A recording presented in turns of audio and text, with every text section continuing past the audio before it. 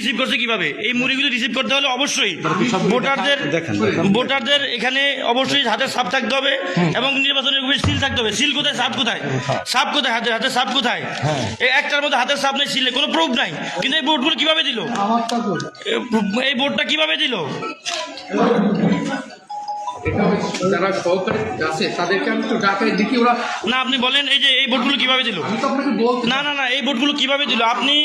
আপনি কোন দলের কি এজেন্ডা নিয়ে বাস্তবায়ন আসছেন আমি জানি না। এখানে দেখেন, এখানে এই যে দেখেন, এই দেখেন, এই যে 01923444 এই যে ব্যালট নাম্বার, এই ব্যালট নাম্বারে কোনো সিল নাই, এই কোনো হাতের ছাপ নাই, কোন এই যে তারপরে 45 ছাপ নাই, 46 হাতের ছাপ নাই, তারপরে 47 হাতের ছাপ নাই, তারপরে 48 হাতের ছাপ নাই, তারপরে এই যে 49 হাতের ছাপ নাই, তারপরে হচ্ছে 50 হাতের ছাপ নাই, 51 হাতের ছাপ নাই, এই 52 ছাপ নাই, এরকম 3000 ভোট, 53 ছাপ নাই, 54 ছাপ নাই, তারপরে 55 ছাপ নাই, 56 ছাপ নাই, 57 ছাপ নাই, 58 ছাপ নাই।